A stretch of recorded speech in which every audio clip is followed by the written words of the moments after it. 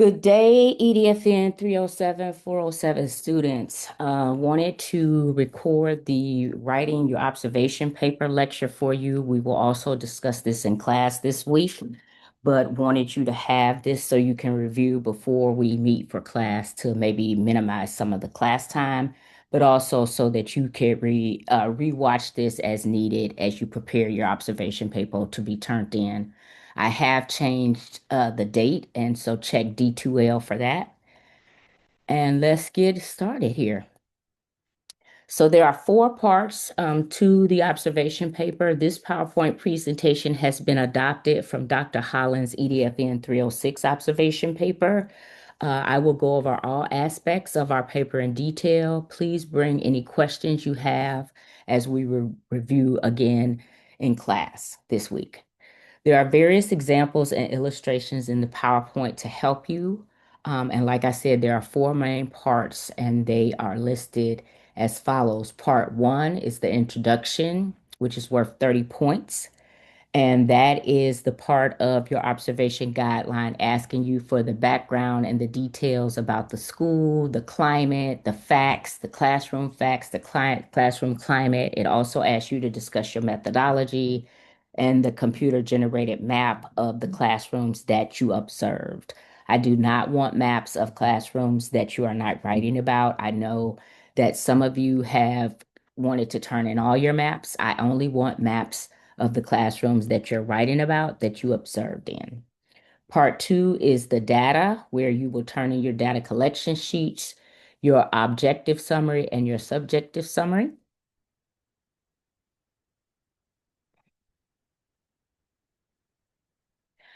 Part three is your analysis. And unlike other classes, I only want you to choose two of your strongest analysis, two of your strongest observations where you had data so that you can give me a meaty, good, thick observation where you're connecting theory to practice. You're going to use the textbook and you're going to use two additional articles. That's why we had the library session.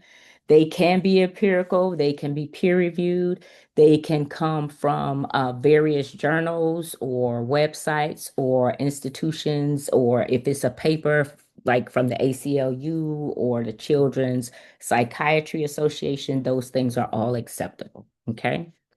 The final part of your paper is your conclusion, where you will talk about basically give a good summary as to, oh, wait a minute. Okay.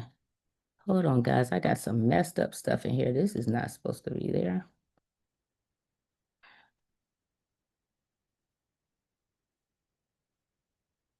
Okay, so that is wrong. What the conclusion says, I need to fix that. The conclusion basically is a summary of the document and a summary of the paper, and I'll fix that before our class session. But the conclusion is where you will talk in detail about your experience, what you learned from the experience, if it's valuable or if it isn't valuable. Okay. Can you write this paper in outline format? Yes, most definitely. And I expect you to write this. So I expect you to have a part one that says introductions with subheadings. I expect you to have a part two, a part three, a part four. Use subheadings throughout the entire document. That guides me and future readers of your work what we're looking at. And it can also help if you have a hard time writing transition sentences. Okay. So let's go over part one in detail. So, part one, you should provide an introductory paragraph that briefly describes the school, the grade level, the subject, and any pertinent details like demographic, class size, or anything like that that you want. You want to state the purpose of your observation. Are you observing to analyze teaching strategies? Are you observing for classroom management? Are you observing for differentiation? Are you observing for culturally relevant pedagogy? What is your research, your observation purpose, or you can reframe your research questions that you needed to go in with on this part. Okay. As you see, there are six parts to the introduction, the school facts, and we will go through all of these in detail. So your school facts, you're going to use the observation guide that I gave you in class that request and tells you what specific data that I want you to bring out. Make sure that you list the source that you use. Make sure that you are citing appropriately data and different things like that, whether it be within the body of the text, within in-text citations, as well as within the reference page of the text. And I'm not going to read these slides to you. You can read them yourselves. And this information is also located in the observation guide and details, asking you to pull out the various information that we need. Okay, so school facts is basically gathering official sources about enrollment, student information, grades, things like that. All right. So the school this slide kind of helps you pull out the details. I want official sources. I want at least one source from outside of the school's information and website. And I want you to properly summarize. You can use, if you want to create charts in there, if you want to do bullet points, however you want to do it, but make sure you're consistent and make sure you cite.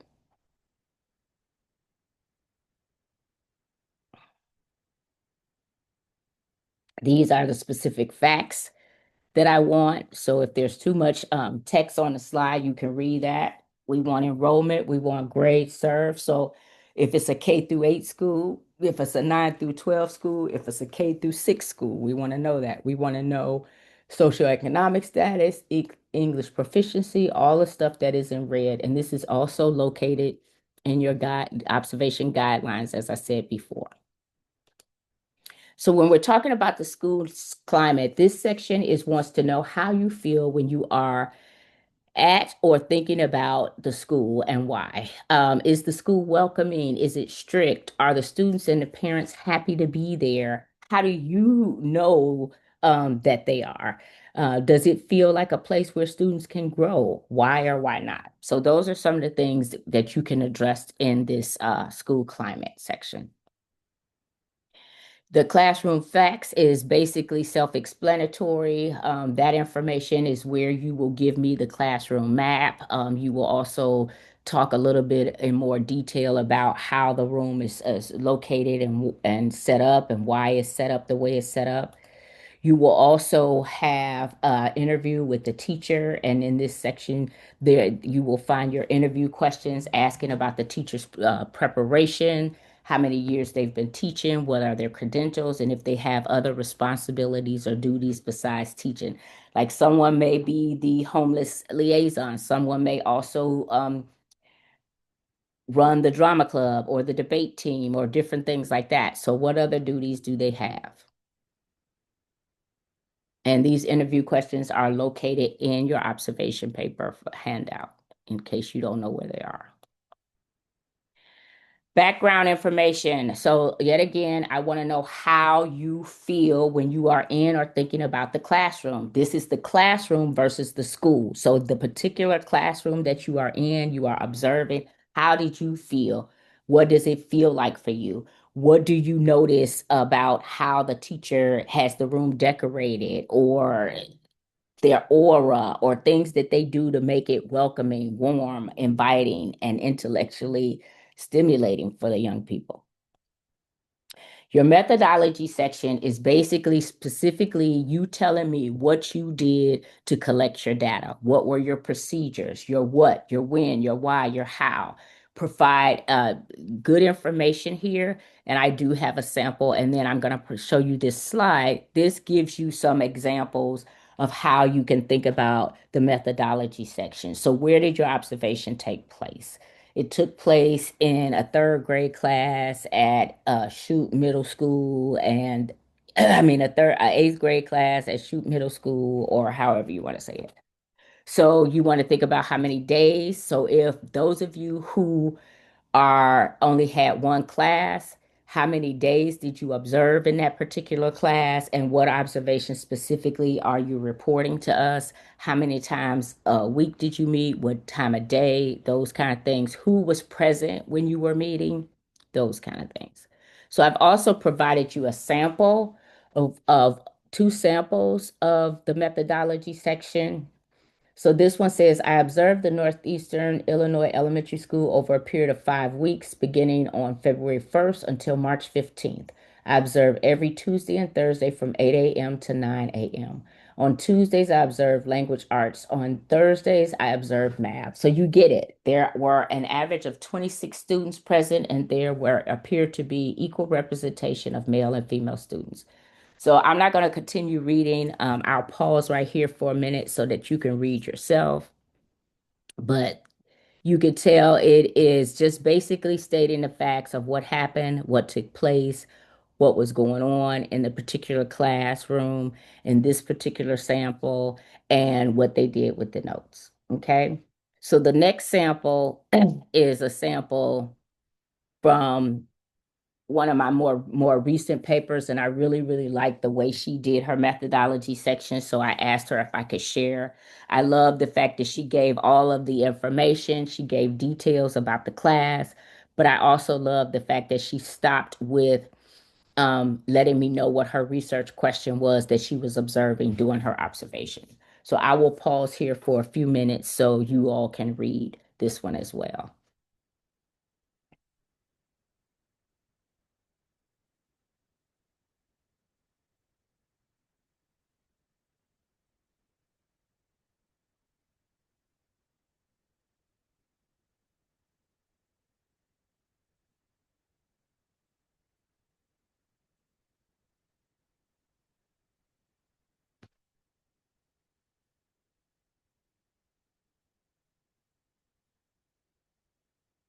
All right.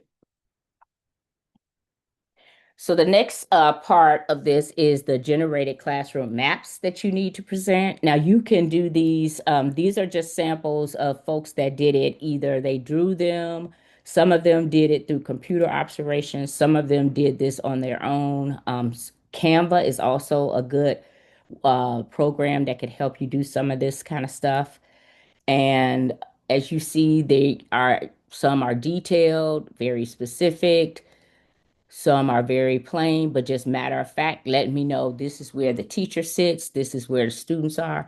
So the main point of this is I am not in the room. So the map that you give me, the more detailed description you give me helps me to be as the reader in the room and to experience what you experienced during your observations. Okay? Do the maps have to be in color? Most definitely a lot. As long as there is good labeling, everything is identified, the key elements of the room and things like that will be fine. Can you take a picture in lieu of creating a map? No. You can have a picture as a additional thing if the cooperating teacher allows you, but you need to give me a classroom map. When we're in class, bring your questions. We'll have questions in this section. I want to keep moving. So part two is your data collection information. So you have your data collection sheets that we gave you. You had where that has a proper header and things like that. You want to make sure that you fill those out completely and detail. You want to retype those, the ones that you are going to be putting in the observation paper. And remember, I only want your two observations that you did that you're going to be writing about. I do not want all of your observations. I only want the data collection sheets from the two observations that you are reporting on. Okay. So if you did that over 2 days, I should have two sets of data sheets. If you're taking it from different things from it was more than a couple of days, but it's the one you want, then I need those data sheets. Okay. And they need to be typed up. And so here's an example of how you can fill it out. You see how consistent it is. We have different information here, the time and the finish, observation time, subject, room setup, and the observation question. Okay. We have grade level. On this one, I've highlighted so you can see if the teacher name changes, then your data sheet has to change. If the room changes, your data sheet has to change. If you have a new set of students, you need to change that. If the date changes, you have to change that. If the subject changes, like say if someone is observing, you're doing a 6 hour day and you're going to change subjects, so you need to change. If you're doing two all at 6 50-minute blocks, you need to change the subject with those blocks because the teacher's going to change in that. Okay.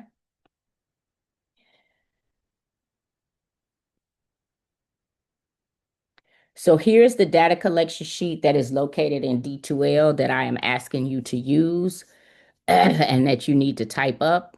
And like I said, you will create a new data sheet every time you're doing either a new subject, a new room, a new teacher. Okay. I'm going to let this loom here for a minute so you can read this. Bring any questions you might have about the data collection sheet or data collection to class.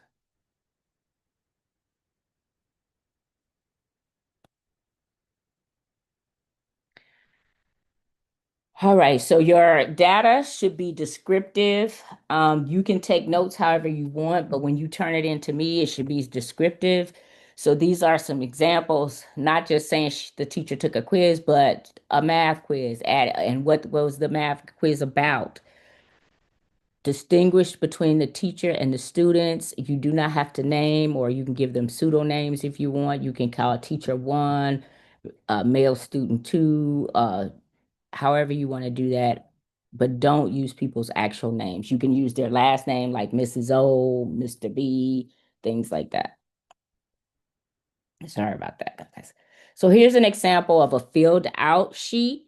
And as you can tell, if I didn't see visual aids or technology or other, then I left it blank. Okay. And it's okay to leave categories blank if you don't see. You don't have to fill out everything if you don't see that that is what's happening. What should I do if some of the teaching methods categories weren't used? I just explained that you can leave rows blank, but do not delete the row. Okay. So this is the example that I just showed you. All right. So we left these rows blank because we didn't have any information there. Okay. What should I do if multiple methods were used simultaneously? You clearly indicate that on your data sheet. So this other example, we clearly indicate where we see multiple things taking place, multiple things happening. What should I do if multiple methods were used during the observation? Clearly indicate that on your data sheet. Why does it feel like things are being repeated? Oh, during one observation. So you're going to clearly indicate that, okay? You could split things up like they did on this sheet, but you're going to clearly indicate if multiple things are happening at the same time. Should I submit my raw handwritten data notes? No, I do not want any of your raw data sheets or any of that information. You can keep that for yourselves. I only wanted the computer generated data sheets. Any questions, comments, or concerns? Now let's talk about your data summaries. So you have an objective summary and a subjective summary. So your objective summary is the one that you just talk about your data in very factual, matter of fact, and it should be 2 to 3 paragraphs of what you directly describing what you observe. You can explain the teaching methods, the teaching practices, or either what happened, but not your opinion. So when we think about your descriptive, objective notes. You want to detail the events of the classroom in a neutral matter of red leather, yellow leather, neutral, factual manner. You want to focus on the teacher's instructional approach, student engagement, classroom management, or whatever your question was. You want to include key interactions such as student-teacher exchanges, group work, or specific classroom routines. Your objective summary should consist of multiple paragraphs, 2 to 3, that provide clear, factual, and comprehensive account of your classroom observation. Describe how the teacher implemented various teaching methods over the 10-hour observation, noting the instructional strategies, classroom activities, and overall student engagement. Focus on what occurred rather than offering personal opinions or interpretations. Be sure to address how teachers and students generally responded to one another in your data collection. This section is also an opportunity for you to document how the theoretical concepts and instructional models we've discussed in class and theories uh, could be demonstrated and connected to real world practice and showing the connections between educational theory and classroom implementation. So here is a summary of a sample of an objective summary. Over the course of 10 hours of observation, the teacher rarely lectured. She may have spent 10 minutes of each hour lecturing, about an hour or 45 minutes of the lecture in total. The students were taking notes and appeared to be paying attention. However, the lections often evolved into a more lengthy question, answer, and discussion activity, accounting for about 20 to 25 minutes each day, ranging from about 3 hours to 20 minutes to about 4 hours and 10 minutes in total of the 10-hour observation time. More than half of the class asked questions, and many students answered that were posed by a teacher and other students. Students made comments about the material, and those often led to more questions and other statements. The teacher never wrote on the board for the entire 10 hours I was present. However, there was writing on the board, schedule activities that the teacher referred to occasionally. So that's one example. Okay.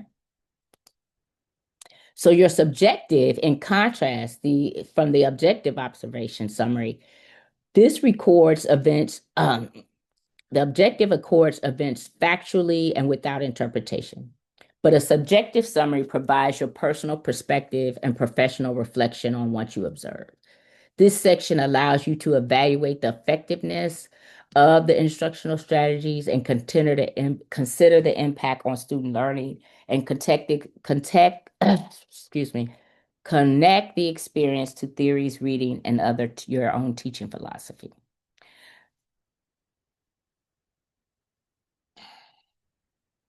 So here you want to interpret and analyze what you observe based on your own personal judgment, prior knowledge, or emotional responses.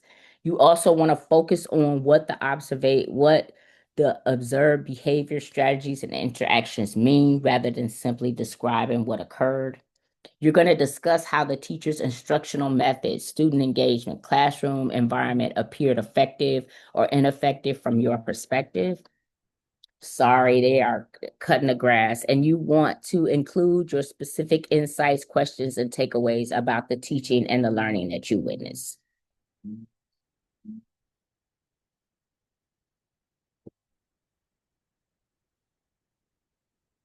Keep it up, all this noise going on. I'm keeping up too much noise. Mama trying to do her work.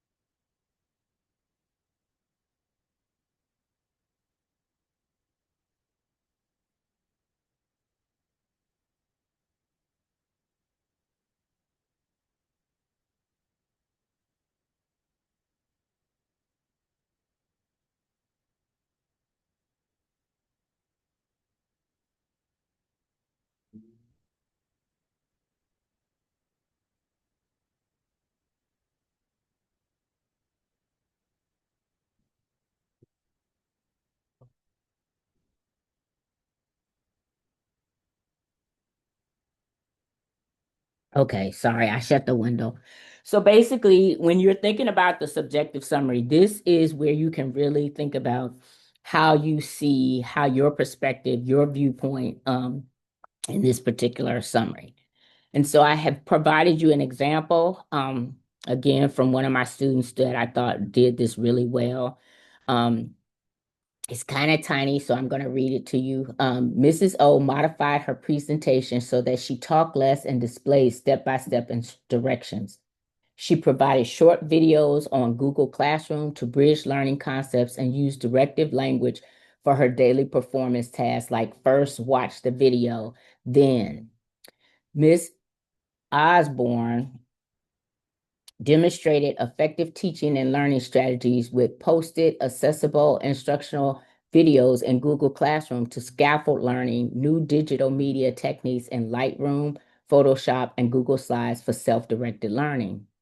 Osborne gives feedback regarding productive and unproductive strategies on their composition mini assignments, asking students to design the title composition that does not allow the typical centered and horizontal format.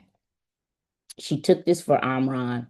There are images, references attached to the Google Classroom modules as examples for high scoring projects and low scoring projects that were thematic and adhered to constraints in different ways. Mrs. O explains the usefulness of various design strategies within the student examples and asks for reflective questions when the photo one students felt unsure about their design.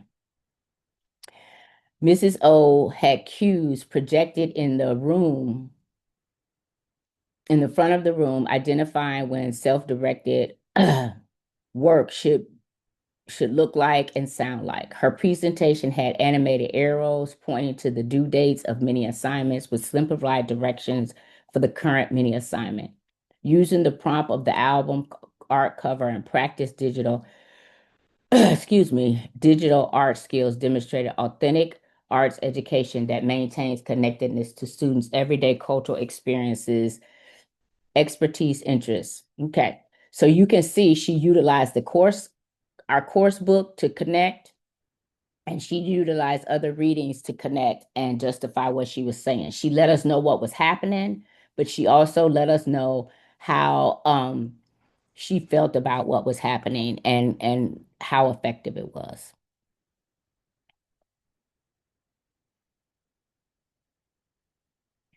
We will bring any questions you have about the subjective and objective summaries to the class. Now let's get to the meat and potatoes, the analysis section. Remember, you are only picking two of your strongest observations to analyze, like that little graphic right there. So this is pretty self-explanatory. And your analysis should be between 3 to 4 paragraphs per observation. You are connecting theory to practice. So you are analyzing how the observations reflect specific teaching methods, theories, strategies, learning theories that we have discussed in the class. You're going to use specific examples from your observations to highlight these connections, and you'll discuss any challenges or successes that you observe and what that means in terms of teaching effectiveness, teacher productivity, and student and teacher relations and engagement. You also need to reflect your self-reflection that will come toward the end of your analysis and also as part of your conclusion. What did you learn about effective teaching from this observation? How did this classroom practice align or not align with your personal teaching philosophy and or the learning theories that we discussed in class? And reflect on how this observation will influence your own teaching. So here's a sample. That's pretty big, so I'm just going to take a few minutes to let you all read that.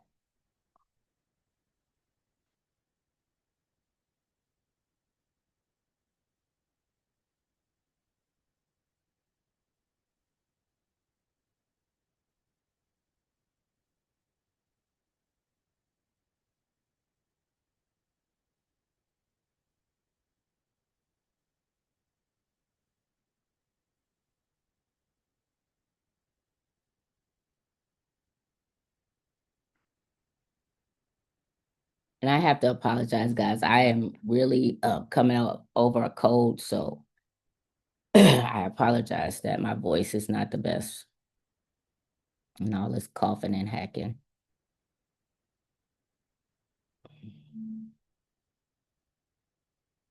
Okay, I'm about to give you one more minute to read that.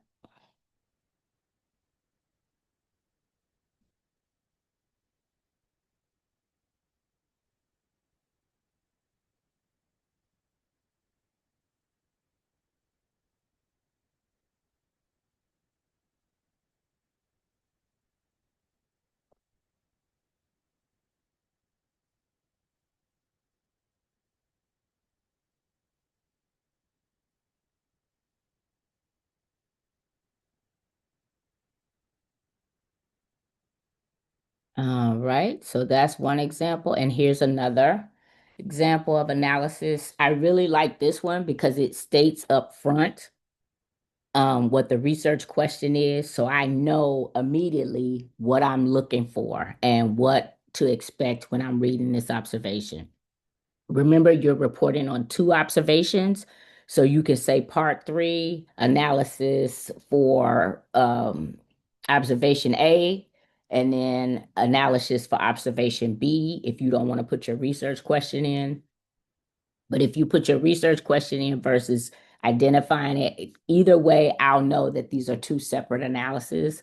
Your research question needs to be present either in right up front there or stated within the body of your analysis. So I know what your guiding research question was when you were doing your analysis. Okay. I'm going to give you about a minute to read through this. This one is kind of small, so I apologize. And this is not all of it. This is just the first two paragraphs,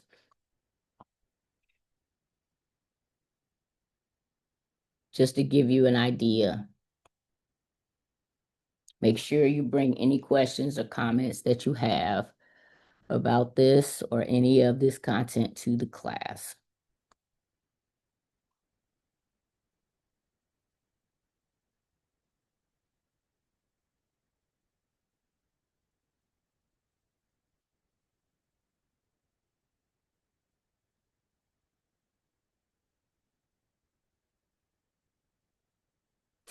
All right. Bring any questions you have about the analysis sessions to class, or you can email me. Let's get to the final part, the conclusion. Woo woo, the conclusion. So this section should be 1 to 2 paragraphs. You're going to provide a concise summary of your key takeaways from your observation, from the experience. You're going to discuss any areas where you would like to observe further, or you would suggest strategies for the teachers, or you'd like to explore in your own teaching. Okay, and you're going to let us know how effective or ineffective this field experience and observation paper is for you as a future teacher or practicing teacher.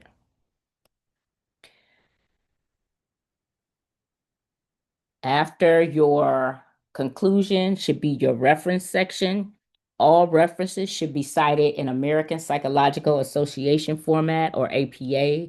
There is a guide in D2L to help you with that in text citations as well as reference pages have a specific format and way that they are. So please look at those and make sure you are conscious of that. If you have anything else that you want to provide, you should have an appendix section. In your appendix section, that is where you're going to have your observation log for me if you have completed your hours. Those of you who have not completed all your hours by the time you turn in your paper, I need to get that before December 4th or the last day of class because I need to sign that. So you have a copy and I have a copy. Um, I strongly advise you to try to have your hours done prior to the 19th when this paper is due, or the 20th. Let me look at my calendar. Yeah, November 19th for fall 2025 when this paper is due.